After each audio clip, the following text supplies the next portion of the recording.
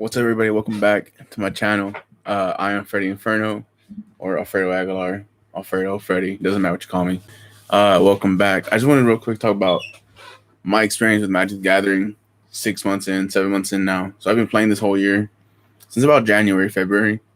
It's my first jump back into a card game, probably since Yu-Gi-Oh back in high school. So it's been a solid probably 4 or 5 years now since I've played any card games. But this one's been really good, but very complicated. So the first thing that comes to my mind when it comes to Magic, and like the things that I've learned about it, things that I still want to know about it, is that it's very hard to get into. There's so many different like keywords and different effects and different cards and stuff. It's very hard to kind of understand what is going on at first.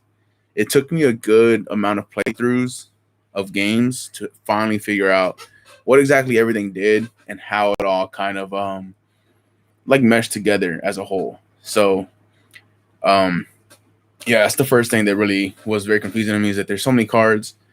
And so the game mode the game type game mode that I play the most is a commander, which is a 99 card deck with the commander as well. And it's very complicated. There's a lot of cards, there's a lot of different effects. There's a lot of ways the deck can be very different, and it can be honestly very daunting and very difficult to get into if you're a new player, and especially when you're, I would say, a younger kid. It's probably the hardest game to get into, just because there's so many different cards and so many different sets and so many different things to do and things to learn and things to see, things to watch. Like there's still so kind of, and with this is live. This will just post as this, and I don't plan to edit this at all. These are just raw thoughts, like off the top of my head. Um, the one, well, some things that caught me off guard with Magic is that they drop so many sets so quickly. It's been 3 sets this year through.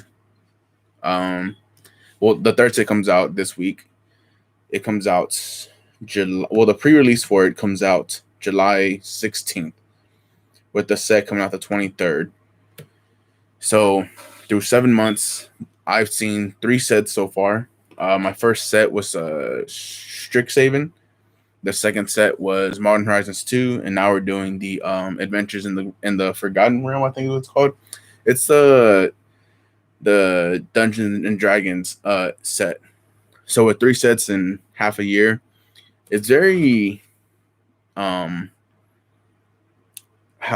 the best way to put this? It's very like, daunting is not the word, but there's so many cards coming out. It's so hard to learn all the older cards and to go through the older cards and to learn what you want to learn and to figure out what you want to use when you have a bunch of new cards coming out every 2 months or 3 months, whichever way the sets went. Yeah, so that to me is something that's very like I'm fully into the game. I have a handful of decks now, probably 5 or 6 like decks that I use for Commander, but really I use three of them maybe. But it's very hard to build a deck when something new comes out every 2 months and you have to constantly update your cards. And I understand that you constantly want new stuff in the set and new cards in the card game and in the card pool, but it is just so many. Like, it's something that's kind of frustrating, because I feel like we just got like Modern Horizons maybe 6 weeks ago, and we're already getting a new set next week. That to me is kind of like, all right, like, where does Magic stop? Well, not stop, but where does it take a little break? Where do you get that kind of 6 months in between sets to kind of let the new set kind of, have its time in the format? And granted, I'm so new to this. I don't know if like Modern Horizons 2, if it's a like new thing, if it's something that just happens every 3 to 4 years, something like that. So I'm not really too sure on that. If that's what it is, that's what it is. If I happen to get into the 1 year where product gets pushed back because of COVID in 2020, I mean, that also might be why so many cards are coming out this year. But yeah, like, as a new player, seeing so many cards come out so quickly, that's very like not frustrating, but it kind of just puts you in a bigger hole because I'm still learning cards from Strixhaven, which is the first set that I got into, and I bought a booster box for Strixhaven, and I was like, okay, cool. I get to open up some cards, I get to make some decks from this, get to learn new cards, learn new like abilities and things like that, and then just for like when Modern Horizons 2 came out, I was kind of like, okay, like Strixhaven's cool. I want to learn something new, want to get some new cards. So when MH2 came out, I was like, okay, like this is cool. Like these are a bunch of new cards to me. Well, they're older cards to other people because they've been playing the game for so much longer. But to me, I was like, man, these are all new cards to me. So even if they're throwbacks and retro frames, retro borders for everyone else, they're all new to me. So it's a great set. Then now with another new set, I'm just like, man, dude, like, and there's more decks that are coming out. And I'm just like I want to play with those decks too, but I got decks that I don't even use. And I'm just like, it's insane because where do we get to catch up? Or, well, not we, because this is a personal thing. I mean, and if other people feel this way as well, I hope that y'all leave a comment on that. If y'all feel that cards come out too quickly or new sets come out too quickly. But I know companies need to make their money, so that is what that is, whatever. But yeah, I feel like cards just come out way too quickly, or sets come out way too quickly, and there's no time for them to kind of settle in. But I know that the people over at Wizards of the Coast are constantly working hard and doing their job and pushing out a new product, which is cool, which is what you kind of want in the game. But for someone that's new that's getting into this, it is so hard to keep up. Especially just with sets that came out just last year, like Core 2021. There's Core 2020. There's Commander Legends. There's the Zendikar Rising. There's a bunch of different sets that I haven't even gotten to go back to and look at and learn those cards or buy packs because I'm still trying to catch up with Strixhaven and like Modern Horizons 2, and now with the new Dungeons and Dragons set. I'm just like, man, dude, like there's so many cards, and I don't know how I'm going to learn all of these cards or get the cards that I want or the cards that I need for my decks. So that's that. Things that I like though is that it's a very nice community around it. I feel like, well, at least where I'm at, there's a local shop that's about 12 minutes from where I live, and it's been a great experience going there. We've had one bad experience where a guy tried to swipe some cards from a friend of ours. It was during a pre-release event. All the boxes looked the same. We were sitting at the same table. My friend who I was there with pulled a very expensive card in the pre-release packs, and then during the shuffle of moving between games and sets, he set his box down. Someone at our table swiped it, and then he was kind of like, "Oh, I didn't know this was yours. I thought it was mine." And his expensive cards were in the box. So that's the one bad experience that we've had. But outside of that, going to this local shop has been a lot of fun. We got to meet a lot of different people. Got to play against a lot of different decks, so I think it's really cool because people run so many different things. So you get to see a lot of variety versus where the play group that I'm currently in, it's 5 of us. We're about to expand to 6, but you know, once school starts, their schedules will change and stuff like that. So whatever. But so we're currently a group of 5, and for the 6 months, we've kind of been the same decks for the most part. But I'm excited to see new decks and to play against different people, see how they play, see more expensive decks as well, because I mean, there's more optimized cards in Magic. So, with that being said, it's fun. Like this is the most fun I've had with the card game in a long time. I'm excited that I got into this card game, but honestly, can we just get a card in each deck? Like not even packs, because I think if you're buying packs, you're already into the game. But if you're gonna buy a deck, like a PreCon deck, which is what they're calling Magic, they're like in Yu-Gi-Oh! They were called structured decks, but in Magic they're called PreCons, which are pre-constructed decks. Can you just put a card in there with every just like card ability and what they do, and maybe it's 2 cards because there's so many different abilities and effects. But just to explain everything, because some cards will have it on there, some cards will have on the tag is like lifelink means when you deal damage, you gain that much life, or trample means when someone blocks your creature, you still do damage through it. It's like piercing damage in like Yu-Gi-Oh. Or death touch means if your creature enters battle with another creature, that creature will also die. Like some cards say it, then some won't. And then as a new player, just like, what does this do? So can we just get a set of cards in every precon that's uh like that has each ability on it, essentially. So like populate is still one that I really don't understand. Um that I hope I can understand soon.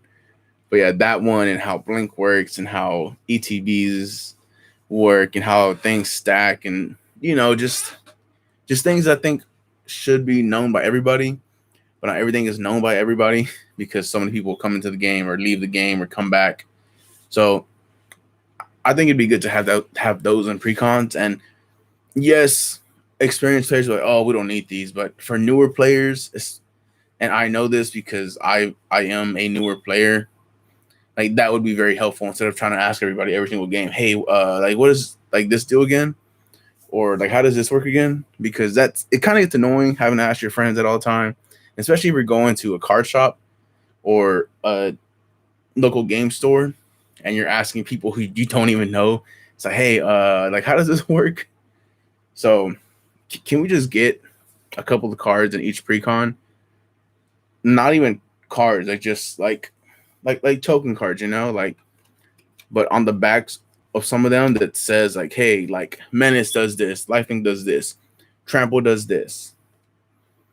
Just to explain rules and stuff. And I'm sure that there are some that say those that have some rules on them. But at the same time, like I know, like so like these, like I have these token cards right here that I can just kind of flash real quick. And flash, like explain flash. So it's like this one is like how to cast spells. It tells you how the mana works, and then on the backside it's attacking and blocking. Explains how attacking and blocking works, and then game formats, and then how to start your turn and what goes on during your turn. So those are cool. I like those. These should be in every precon deck. That's what I believe, because I feel like if you're buying a precon deck, it's either because you're very excited for the face creature or you're a new player and you need to get an entry point. And I feel buying a pre-constructed deck is the best entry point. Easily. But now can we get cards like these, but with every ability? Menace, Populate, Shroud, all those things. Because like as a new player, you can't expect people to know what those do. So if they have those cards, they can just read them and they'll figure it out. And yes, after the first or second precon that they buy, they won't need them anymore. But they're not for those players at that point. They're for new players. So let's make it easier for more people to get into the game. I know the game's already big, but that way it can get bigger. It can be easier to teach because I was taught by friends and I kind of learned stuff on my own as well.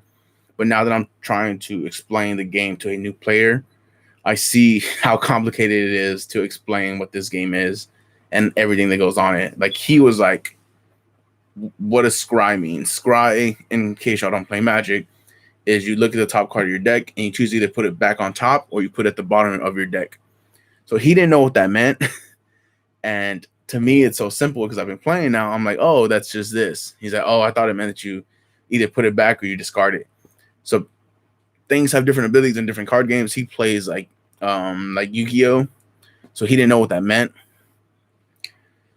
So yeah, I just want easier access to the game.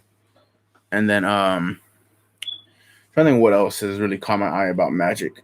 Yeah, there should be a guide to. I mean, there's videos on YouTube about what the best colors to play are, and what's the best decks to play. But if you're just going into a store and you're picking up a deck for the first time, and you haven't gone out of your way to research what the best thing to do is, you can kind of get stuck in a spot where you and your deck are underpowered because you just don't know the basics of the game. So that happened to me. My friend group was like, "Oh yeah, just buy a deck and we'll start playing." So I went and bought a deck. I found the only deck that was at my like local Walmart, which was the Armed to Battle Boros deck with Wylith as the commander.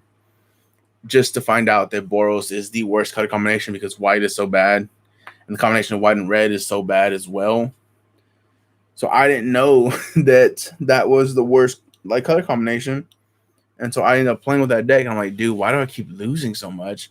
And I go online and I start watching YouTube videos, and then I realized that like everyone literally clowns on Boros.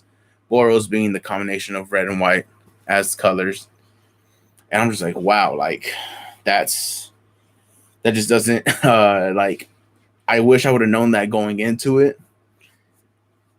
Or if there was a way to kind of explain that on the box, it's like white does this, red does this, black does this, blue does this, and green does this. Like on the back of the box of each color, and there's like theme boosters for sets as well. If it's on white, it like you can say like focuses on healing, focuses on like target, just like removal and stuff like that. Like if it could say that, or red is like, like burn your opponents down. With red, you try to deal a lot of burn damage to creatures and to your opponent. Or if it's black, it's like poison your enemy, kill your enemy from the shadows, and black is a lot of sacrificing your own creatures or your life.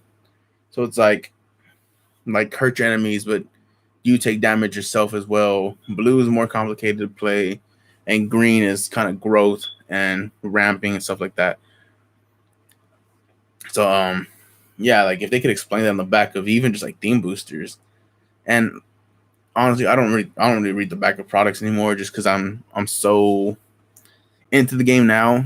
But it's definitely something that could have helped when I was first getting into the game. It's if they just had something to explain stuff like that on the back, because that can really shape someone's playstyle. They're like, oh, like I want to be able to burn my opponents to the ground. They can go red. Or if it's like, well, I like to grow really fast with small things and tokens and stuff, they can go green. I didn't know that until I started playing. But if you know that going in, it can kind of shape your play style and shape the cards that you want to buy or the deck that you want to buy. Let's see. Something else also. It's how do I say this?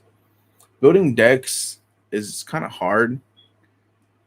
Not because it's 100 cards that you have to figure out, because about 40 to 45 of your 99 card deck are lands, which are just basic like mana cards, whatever.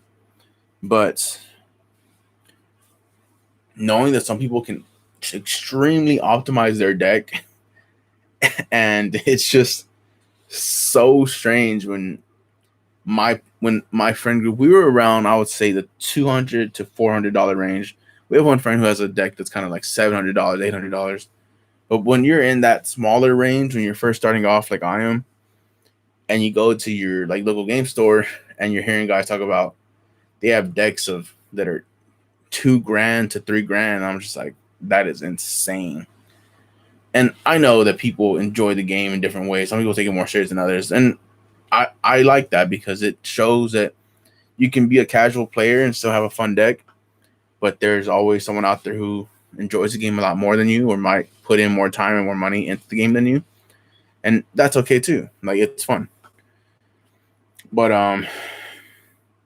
it is insane the price range of cards and decks and stuff like that. And then after that, I want to say, let's see. I do like, though, how willing people are to trade cards. Because even when I was in high school playing and just Yu-Gi-Oh, I feel like people never traded cards. Or if we traded cards, it was for money. It's like, hey, like I want that card. Like, I'll give you $20 for it. And then you would trade like that. But I feel like here in Magic, people are more open to trading. I feel like I've gone a good amount of times now to our OGS, and people are willing, and they're like, "Hey, do you have any trades with you?" I'm like, "Yeah, I'll hand them my binder." And but hey, I like this and this and this. Here's my trade binder. Get equal value out of it from the cards you want, and we can call it a deal. And it's honestly so fun trading. Like, I didn't expect trading to be that much fun when I got back into it, but going through someone else's binder and seeing the history in their binder and all the cards that they have as well, it is honestly really cool. Seeing so many old cards, I was just like, holy crap, dude! Like, what is this from? And they're like, oh yeah, this is from this set that came out here and or then and this. And I was like, holy crap, dude! Like, I don't know any of these cards, but they look really cool. And that's another thing that Magic has really cool card design. I feel like, it's underrated because I mean, being in like Yu-Gi-Oh and Pokemon, there's a lot more brand appeal. It's a bigger game. Well, not bigger, but they have like video games and animes and stuff where Magic doesn't have that. And I've always thought it was a lot of fun to look at cool Yu-Gi-Oh cards and cool Pokemon cards. Even though I don't play the game anymore, I still will buy a pack or two if I know that cool looking cards are in there because I think they look cool in a trade binder. But with Magic, every card looks so nice. Even if they're commons, they have like such good artwork. So that's something that is a plus. I feel like the artwork in Magic is very cool. I like it. I think it's one of the key selling points for me. Some people might be like indifferent to it, whatever.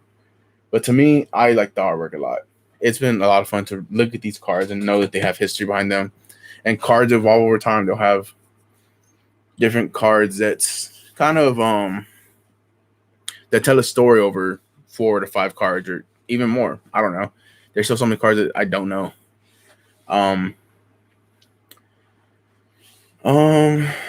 What else? I think it'd be fun to get. Well, I mean, certain stores will carry certain products, and game stores will always have most of the products, like in card shops as well. But just being able to learn some older cards would be really cool, without having to scour like the internet. But then again, I mean, it's an older set. People, it goes out of style, so I can't really blame Magic for that one or like Wizards of the Coast. But honestly, I've enjoyed playing Magic. I see this being a game that I will play at least for another couple of years now. I mean, 6-7 months in, and I've thoroughly enjoyed playing. It's been really fun. I've enjoyed it a lot. There's still a lot of room for me to grow in the game. There's still so many cards that I don't know, so many sets that are still going to come out, and so many sets that I can go back to. They will invigorate the game for me. That'll restart my enthusiasm for the game, I think. So hopefully that happens. When I get bored of the game or tired of the cards that I have, I can go back to past sets and kind of be like, hey, like I want to try this deck out. It came out in 2016. I'll go find it online or find it at a game store. I'll buy it. I'll use it and I'll upgrade it. I'll be like, man, like this is a lot of fun. So that's cool that there's so much to fall back on. And also, so something that's really cool too is that Post Malone plays a game, and for someone that's a huge rap star, rock star, pop star, all three of them combined, who does so many different things in gaming and music, tours, and now like Magic the Gathering. It's fun to see a mainstream person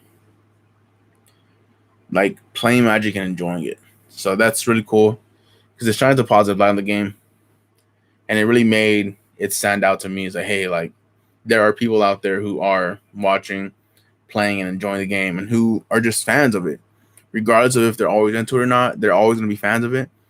So, I think this will be a solid few years for me in Magic. So hopefully going forward, I continue to play. That's the plan so far, anyways, is to continue to play. But outside of that, I think that's about it for me here. Those are kind of just my thoughts on Magic. There's some things that I think they could do better. There's some things that they do very well. But at the end of this, I would say Magic is definitely a plus. Like if you are looking for a card game, for a social game to play with friends who are into the kind of like fantasy setting, fantasy cards, fantasy stuff like that, I think Magic's a great place to play, or a great game to play and a great place to start. So with that being said, this is Freddy Inferno. Leave a like, a comment. Make sure to subscribe if you aren't. Share the video with your friends on your social media, all that good stuff. And with that, we are done here.